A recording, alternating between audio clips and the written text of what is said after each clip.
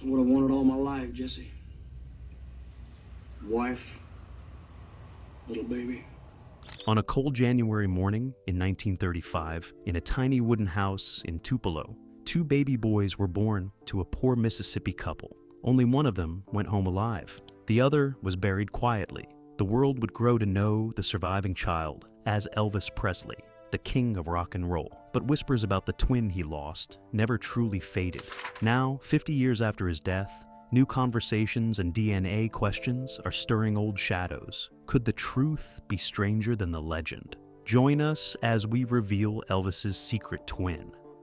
The twins are born. Gladys Presley was a woman built for hope.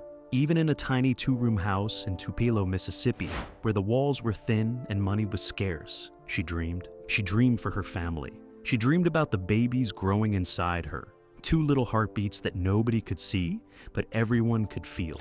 The winter of 1935 came with a storm.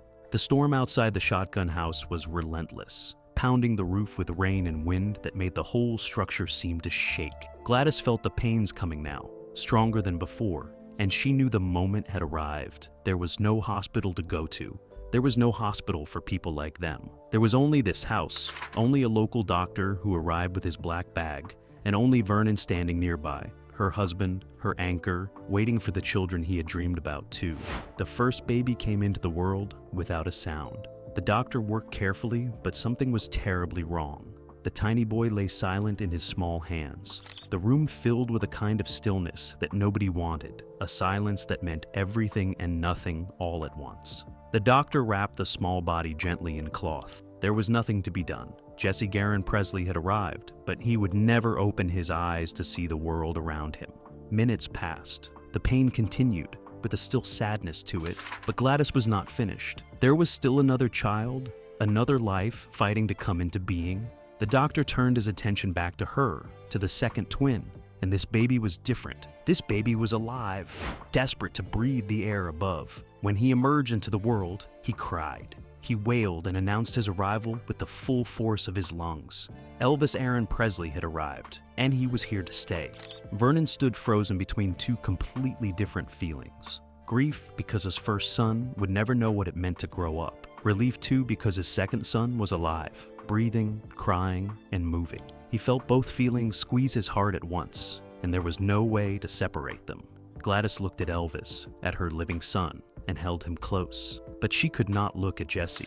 It was hurtful because she would never get to see him smile at her. The pain cut her to the heart like a knife. How could she not hold her sons? How could she be happy and sad in the same moment? She chose to focus on the baby in her arms, the one who was breathing, the one who needed her. That was all she could do. The doctor wrote everything down in his records.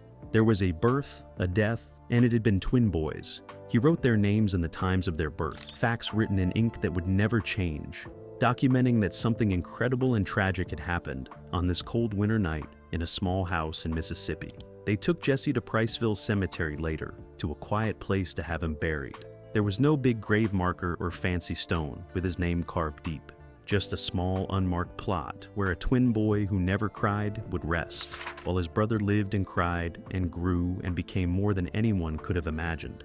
One could even say that Elvis lived for them both. Gladys carried both her sons in her heart from that night forward. One was there to hold. One was there to remember. She would spend her whole life loving both of them. What about Elvis? How did he feel about the brother he never got to know? Let's find out. Like looking in the mirror. Elvis Aaron Presley grew up looking in mirrors a lot. It was one of those little habits that might not make sense at first, but always feel right. Even as a child, Elvis seemed to be searching, wondering what life would have been like if it was just a bit different. It was like looking at a picture that had a corner missing and wondering what it looked like with its missing piece. Gladys told Elvis the truth of his twin when he was old enough to understand. She sat with him and explained that he had a twin brother named Jesse.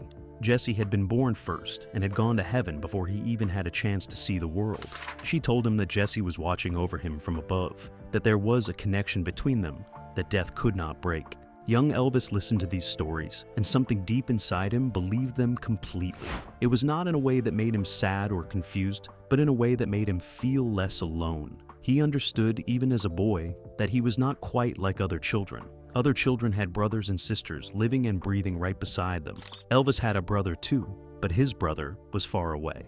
When Elvis was old enough to walk, Gladys would take him to Priceville Cemetery. She would hold his hand as they walked between the graves, and they would stand together at the small, unmarked plot where Jesse rested. Elvis would stand very still and quiet. Gladys believed that Jesse was with them in those moments. Elvis began to believe it too. He would talk to the place in the ground, whispering his thoughts to the big brother he never had. It always felt natural and right. As Elvis grew older and started making friends, people began to notice something different about him. He had a depth that other boys his age did not seem to have. He was thoughtful in a way that was unusual for a child. Some friends and people who knew him began to say that Elvis spoke about Jesse sometimes. He didn't sound sad or broken when he did. He spoke about him almost as if his brother was still present in some form. Not like Jesse was really there, but like Jesse was part of him in a way that nothing could change or erase. Peter Goralnik, Elvis's biographer, wrote about how profoundly Elvis had internalized this loss. It was not something that made Elvis sick or unhappy exactly, but it shaped him. It made him different. It made him search for meaning and spirituality in ways that other people might not. This feeling stayed with him as he grew. Elvis had a kind of loneliness that nobody could quite explain.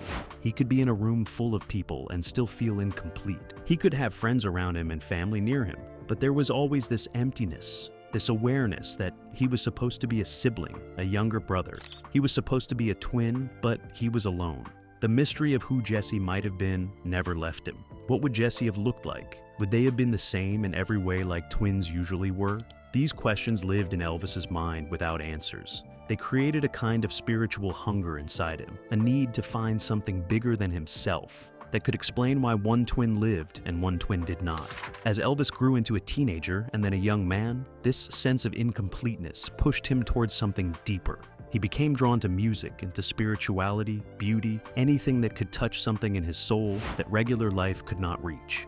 The ghost of Jesse lived in that empty space. He was never really alone because Jesse was always there. This little philosophy played a huge role in the life of the star. Let's get into the details. 2 Elvises. When Elvis Presley became famous, the world fell in love with a version of him that hardly anyone truly knew. They saw a young man who moved his hips to the rhythm, a rebel with slicked back hair and a dangerous smile. They heard a voice that blended country, blues, and gospel into something completely new. This Elvis was wild. He was exciting and magnetic. He pulled audiences into a kind of trance where they forgot to be proper. Underneath that public face, there was another Elvis. No, it was not a twin or a lookalike. It was Elvis himself, except quiet, thoughtful. He loved his mother more than he loved anything else in the world. He was drawn to gospel music because it touched something holy inside him. He could be surprisingly shy. This Elvis wanted peace and spirituality. This Elvis wanted to belong to something bigger than fame. These 2 Elvises were not pretending. Both of them were completely real. But they could never exist in the same space. When the public Elvis was performing on stage, shaking and moving and breaking all the rules, the private Elvis had to hide away. When the private Elvis wanted to sit quietly and think about God and the meaning of life, the public Elvis had to stay backstage and wait his turn. Cultural historians and people who studied Elvis's life began to notice this pattern. They saw a man constantly negotiating between 2 different identities. It was like he was always trying to be 2 people at once, but somehow those 2 people could never quite meet. This duality followed him everywhere. It shaped every choice he made. It lived in every moment of his life. When Elvis became rich and famous enough to buy a home that would truly be his own, he chose Graceland. It was a mansion in Memphis, Tennessee, large and beautiful, and completely his. But more importantly, it became a sanctuary. It became the place where the private Elvis could finally exist without having to hide from the public Elvis. Inside those gates and walls, Elvis created a world where only the people he trusted could enter. It was not just a house. It was more like a fortress for his personality. At Graceland, Elvis could be quiet. He could study spirituality and philosophy.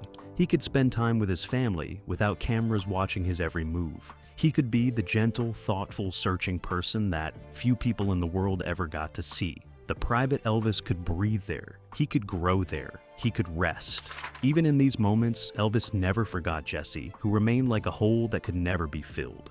Psychologists and biographers who studied Elvis saw, in this duality, something that went deeper than just being famous. They saw a man who was literally performing the role of both a living twin and a dead twin. He carried Jesse's potential. He carried Jesse's silence. He carried the weight of being alive when his brother was not. Every great performance was a kind of conversation with that missing half. Every moment of his life was an attempt to atone for the life his brother he never knew. For the rest of his life, Elvis lived two lives. Keep watching to know what happens next. The day the king stopped dancing. Vernon Presley had watched his son live two lives his whole life long. He had seen Elvis become a god to millions of people while remaining his mama's boy in private. Vernon had stood beside him through fame and fortune, and the strange loneliness that came with being the most famous person on earth. But on August 16, 1977, Vernon witnessed something truly terrible. That morning started like many others at Graceland. The mansion was quiet. Elvis had a habit of sleeping during the day and being awake during the night. It was just how his schedule worked. That's why Vernon did not think anything was wrong when his son did not come down. He did not know that upstairs in the master bedroom, Elvis was gone. When they found him, he was on the bathroom floor. All the doctors and all the love in the world did not bring him back. At Baptist Memorial Hospital in Memphis, doctors worked on his heart, but it had stopped for good. Then came the official report. Cardiac arrhythmia was pronounced like a fearful sentence. His heart had stopped beating for reasons that doctors could explain, but nobody could fathom. Vernon stood in that hospital and felt his whole world collapse. The son he had raised, the boy who had survived when his twin brother did not, the young man who had carried Jesse's ghost his entire life. Now there was another ghost, and this one was fresh and real and impossible to deny. The funeral came. Thousands of people came to Graceland to say goodbye. The world mourned. Newspapers wrote headlines. Musicians spoke about his genius. Doctors began to talk about the prescription medications that Elvis had been taking. Nobody wanted to believe that the king was simply gone. Goodbyes are just too hard to accept. After the funeral, after the body was laid in the ground, something unexpected began to happen. People started saying they had seen him. A man who looked like Elvis in a small town in Michigan, then sighting of Elvis in a diner in Tennessee. Reports of a person who moved like Elvis in a Las Vegas casino. The stories multiplied and spread, highlighting gossip columns and mystery lovers. It was the Elvis theory. The idea took hold that maybe Elvis was not really dead. Maybe it had all been staged. Maybe he was living in hiding somewhere, tired of being famous, finally getting the peace he had always wanted. People wrote books about it. They collected stories. They analyzed photographs. They looked for clues that would prove their theory correct. The Elvis Lives myth became its own kind of religion for some people. Vernon watched all of this happen and felt something break inside him that could never be fixed. His son was gone. The boy who had carried his twin brother's memory his whole life was now the memory that others would carry, and people could not even let him rest in peace. They had to turn his death into a mystery. They had to make him into a legend that never died. The conspiracy theories grew stronger through the late 1970s and into the 80s. They had people buzzing and hoping against truth, but Vernon knew the truth. He knew that his son had really died. Elvis was gone, and the duality that had defined him his whole life was finally resolved in the only way it could be. Vernon also knew that Elvis would never really be gone, because people would not let him be. He was right, and long after the singer's death, his legacy still lives in many ways. One of them is definitely worth exploring. Stay tuned as we give you the gist. Truth written in genes. Dr. Sarah Chin sat in her laboratory surrounded by machines that could read human DNA. This was a database so large it held millions of people's genetic information, all waiting to be compared and analyzed and understood. She worked in the age of consumer DNA testing, a time when anyone with a simple mouth swab and a few dollars could unlock the mysteries of where their family came from and who they were truly related to. The work was both fascinating and frustrating. Every day, people contacted her with stories. Some wanted to find relatives they had never known. Some wanted to prove family connections that had been lost to time. And some wanted to solve mysteries, to answer questions that had lingered for decades or even centuries. One of the most persistent mysteries involved Elvis Presley. Over the years, various people had come forward claiming to be secret relatives. Some claimed to be illegitimate children born from Elvis and women he had known. Others had different stories to tell. These claims were like scoops off a sensational tabloid. They sold magazines, but what they did not have was proof. Then came DNA testing to save the day. Sarah had been contacted by researchers and journalists and curious people who wanted to investigate these claims scientifically. Could they use modern genetics to verify these family connections? Could they prove or disprove the stories that people had been telling for so long? Sarah took the challenge seriously. This was what science was for. This was what DNA could do. As she worked through the cases, the pattern became very clear. When people provided DNA samples and Sarah compared them against the extensive genetic databases that now existed, most of the claims fell apart. DNA does not lie. It cannot be argued with or explained away or reinterpreted. Either you share genetic markers with someone or you do not. Some people genuinely believed they were connected to Elvis. They had family stories passed down through generations. They had documents and letters and memories that they thought proved their connection. But when the DNA results came back, the genetic code showed a different truth. These people were not related to the Presley family at all. They were related to other families. Their ancestry ran in different directions. The connections they thought they had discovered were illusions created by coincidence and hope, and the human desire to be part of something important. In all the findings that were made, there was never a surviving twin that some had desperately wanted to find. There was no secret sibling that folklore had suggested was hidden away somewhere. Just regular human genetics. Just people who were distantly related through marriage or circumstance, not through dramatic family stories that had grown up around them. Sarah found herself thinking about what this meant. For decades, people had told stories about Elvis Presley. They had created myths and legends that filled the spaces where facts were missing. They had believed things because they wanted to believe them, not because there was evidence. This was human nature. People loved mysteries, secrets, and the idea of hidden relatives and dramatic family histories. Science offered something different, truth, even when the truth was less exciting than the story. The truth was that no surviving twin had ever been found. The truth was that the Presley estate documentation remained consistent with official records. The truth was that all the genetic testing and all the DNA databases and all the scientific analysis in the world had never revealed anything that contradicted what was already known about Elvis Presley's family. To Sarah, this was comforting. The legend of Elvis could continue to be a legend. The myths could continue to exist in folklore and popular culture. But science had drawn a clear line between what was real and what was imagined. It had taken the mystery and examined it with microscopes and computers and data, and it had said clearly, there is no hidden truth here. There is no secret waiting to be discovered. The story is the story. The family is the family. The genes do not lie. Don't go anywhere. It's about to take an intriguing turn. The shadow twin, Dr. Michael Harrison, was a cultural historian.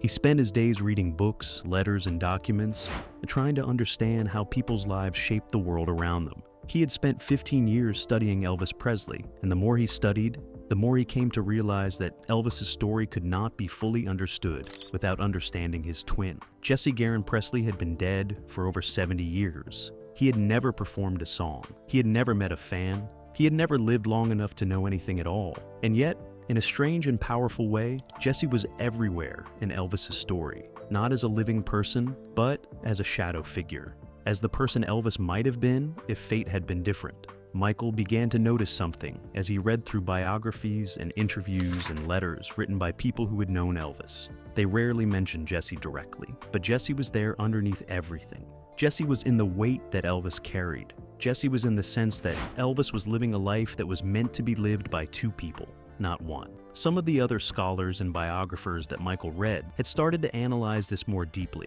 They looked at how surviving twins often develop a particular kind of psychology. They carry the weight of their sibling who did not survive. They feel a burden of responsibility to live twice as fully, to accomplish things for both of them. They feel incomplete because they know they were supposed to be part of a pair. These writers and analysts did not claim that Jesse had come back to life or that he had somehow survived in secret. That was not what they were saying at all. Instead, they argued that understanding Jesse's death was the key to understanding Elvis's emotional world. It was the key to understanding why he had such an intense relationship with his mother. It was the key to understanding why he had such a deep need for spiritual meaning. It was the key to understanding why he could never quite feel like one complete person. Michael read Peter Guralnick's massive biography and noted how carefully Guralnick had examined the twin loss. He read other scholars who had written about how Elvis's sense of destiny might have been connected to the fact that he was the only surviving child. There was something about being the only one who made it, the only one who got to live. That created a particular kind of weight and mission. The more Michael studied, the more he became convinced that this was the real meaning of Jesse's story. Jesse's story was not about a conspiracy or a hidden truth, or a secret waiting to be discovered. Jesse's story was about understanding Elvis's inner life. It was about recognizing that the twin who died had shaped the twin who lived in ways that were both invisible and absolutely central to everything Elvis became. Michael began to understand that scholars and writers had a responsibility to keep Jesse's story alive. Not because Jesse was a person who had a life to tell about, but because Jesse's absence had shaped Elvis's entire existence. By studying the twin loss, by understanding it, by writing about it carefully and thoughtfully, scholars were actually helping people understand Elvis more deeply.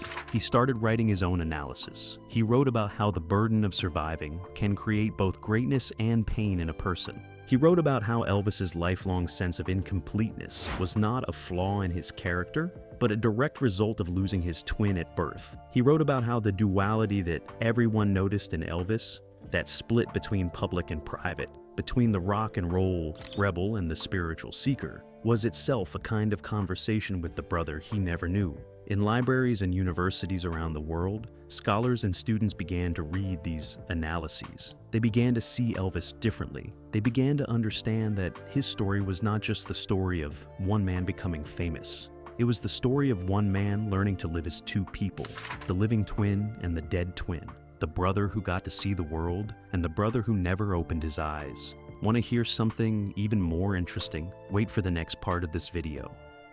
The real shocker. For decades, people have searched for a mystery that was never hiding. They have looked for a surviving twin, a secret sibling, a hidden truth that would change everything we know about Elvis Presley. They have written books about it. They have created elaborate theories about it. They have spent their lives chasing a story that did not exist. The whole time, they had been searching for the wrong story. Yes, there was a twin, but he had not survived and been hidden away. He hadn't come back to life, or faked his own death, or lived in secret somewhere waiting to be discovered. The real shock is much simpler and much more profound than that. Elvis Aaron Presley was born a twin, and that fact shaped every single moment of his life, from the very beginning to the very end. Think about what it means to be born into a world where you are supposed to be one of two. Think about what it means to take your first breath when your brother did not. Think about what it means to live, knowing that you are the survivor, the one who made it, the one who got to see the world and hear music and feel love and experience joy. Think about what it means to carry that knowledge every single day of your existence. This is the story that matters. This is the story of a man who had to live as two people for all his life. This is the story of a boy who visited a grave in a cemetery and understood that his twin was buried there. A boy who had been privileged to live and remained grateful for that gift by living his life as best as he could. You do not need to look for Elvis in some small town or diner or Las Vegas casino. You do not need to search for hidden DNA or secret documents or covered up facts. The truth is waiting for you in Priceville Cemetery in Tupelo, Mississippi. It is waiting at a small unmarked plot where nobody put a fancy headstone or a beautiful memorial. It is waiting in the simplicity of the fact that two names appeared on one birth certificate. Jesse Garon Presley, Elvis Aaron Presley, two babies, one heartbeat that lasted, one that did not. That is where the real story lives. Not in the mystery of what happened after, but in the mystery of what happened before. In the question that Elvis asked his whole life without ever finding an answer. What would Jesse have been? Who would Jesse have become? And what did it mean that Elvis had to live the life that should have belonged to both of them? The real shock is not that a twin resurfaced. The real shock is that a twin never did. The real shock is that Elvis Presley spent his entire life shaped by someone who never lived. And that in understanding that truth, we finally understand him. Tell us what you think. Are people claiming to have seen Elvis's twin for fun? Or is it just another Elvis lookalike? Share your thoughts below. And if this tale stirred something in you, share with us in the comment. Let the story of life and legends encourage us to live our best moments.